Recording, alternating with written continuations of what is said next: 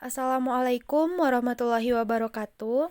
Kami dari kelompok 1 yang beranggotakan Niki Ayu Astuti, Normatika, dan Zulfitri akan menjelaskan materi mengenai konsep profesi. Assalamualaikum warahmatullahi wabarakatuh. Saya di sini akan menjelaskan kepada teman-teman semua tentang pengertian profesi. Jadi di sini profesi adalah segala sesuatu yang berkaitan dengan bidang yang dipengaruhi oleh pendidikan dan keahlian. Dengan demikian, profesi adalah pekerjaan yang dilakukan sebagai kegiatan pokok untuk menghasilkan nafkah hidup dan yang mengandalkan suatu keahlian. Artinya, seseorang yang menekuni suatu profesi dengan keahlian tertentu bisa disebut dengan profesional. Di sini menurut Rahadi tahun 2007, dia mengatakan bahwa profesi adalah merupakan suatu pekerjaan yang keahliannya khusus maupun intelektual, sehingga menuntut pengetahuan atau tanggung jawab yang diabadikan untuk kepentingan orang banyak, mempunyai organisasi atau lembaga profesi dan mendapatkan pengakuan dari masyarakat kode etik. Jadi di sini juga ada beberapa pendapat para ahli tentang pengertian profesi. Yang pertama yaitu pendapat dari Prakoso dan Toming. Pada tahun 2015, dia mengatakan bahwa pengertian profesi ini adalah suatu atau jabatan di mana orang memandangnya memiliki pengetahuan khusus yang diperoleh melalui minimal training atau pengalaman link atau bahkan diperoleh melalui keduanya, sehingga dapat membimbing atau memberikan nasihat atau saran untuk melayani orang lain dalam bidangnya sendiri.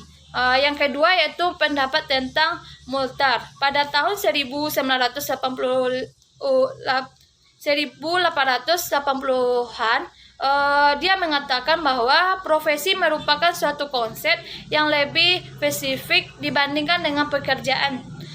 Istilahnya, pekerjaan memiliki konotasi yang lebih luas daripada profesi.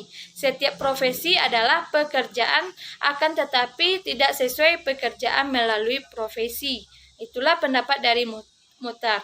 Jadi yang ketiga, pendapat dari Sumarjono pada tahun 2012, dia menjelaskan tentang pengertian profesi adalah suatu kebutaan atau jabatan bahwa orang yang menyandang mempunyai pengetahuan khusus yang diperoleh melalui training atau pengalaman hidup atau pengalaman lainnya, sehingga memandang profesi dapat membimbing atau memberikan nasihat atau saran atau juga melayani orang lain di bidangnya.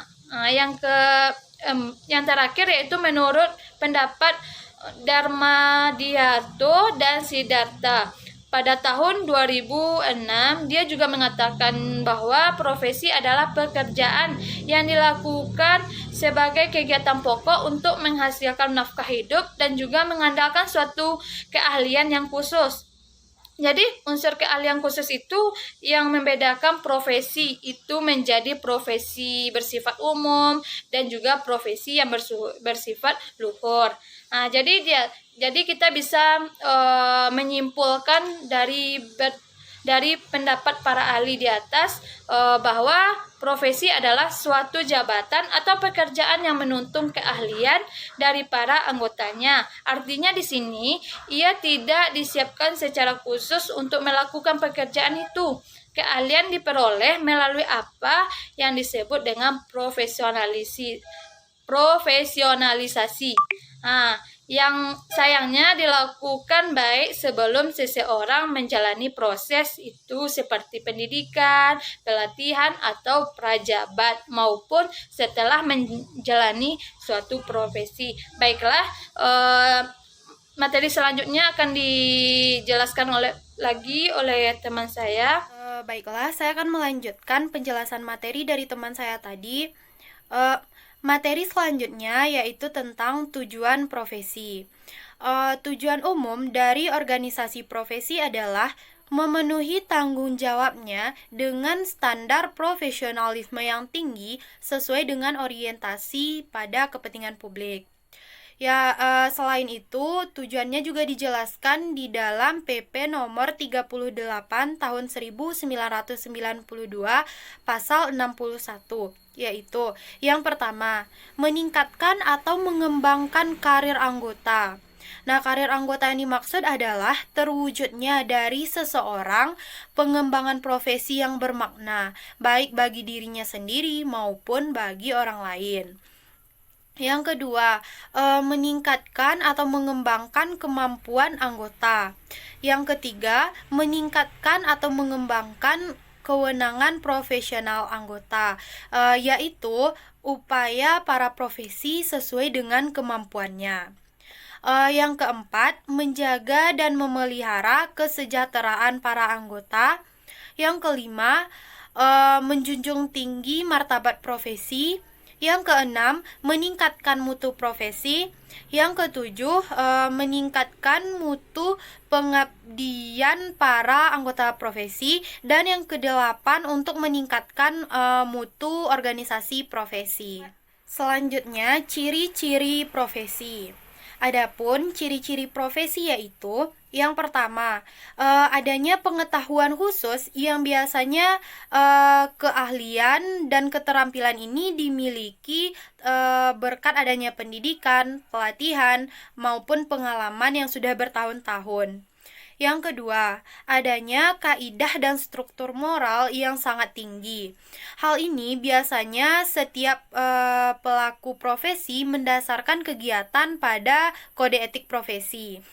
Yang ketiga, mengabdi pada kepentingan masyarakat. Artinya, setiap pelaksanaan profesi harus meletakkan kepentingannya pada kode etik profesi yang berlaku. Yang keempat, izin khusus untuk menjalankan suatu profesi. Di sini alasannya karena setiap profesi akan selalu berkaitan dengan kepentingan masyarakat, di mana nilai-nilai kemanusiaan berupa keselamatan, keamanan, maupun kelangsungan hidup dan lain sebagainya. Maka untuk menjalankan suatu profesi harus terlebih dahulu ada izin yang khusus. Yang kelima, kaum profesional biasanya menjadi anggota dari suatu profesi. Syarat-syarat profesi. Ada beberapa syarat-syarat dari profesi. Yang pertama, melibatkan kegiatan intelektual. Yang kedua, mengetahui suatu batang tubuh ilmu yang khusus. Yang ketiga, memerlukan persiapan profesional yang alami dan bukan sekedar latihan. Yang keempat, memerlukan latihan dalam jabatan yang berkesinambungan. Yang kelima, menjanjikan karir hidup dan keragaman kompeten. Menurut Syarifuddin, ada 8 kriteria yang harus dimiliki suatu pekerjaan agar disebut dengan profesi, yaitu yang pertama, panggilan hidup sepenuh waktu. Yang kedua, pengetahuan dan kecakapan atau keahlian. Yang ketiga, kebakunan yang universal. Yang keempat, pengabdian. Yang kelima, kecakapan diagnostik. Yang keenam, otonomi. Yang ketujuh, kode etik. 8, klien. 9, berperilaku pamong. Dan yang ke-10, bertanggung jawab. Sekian yang dapat saya sampaikan mengenai poin D. Terlebih dan terkurang saya mohon maaf. Assalamualaikum warahmatullahi wabarakatuh.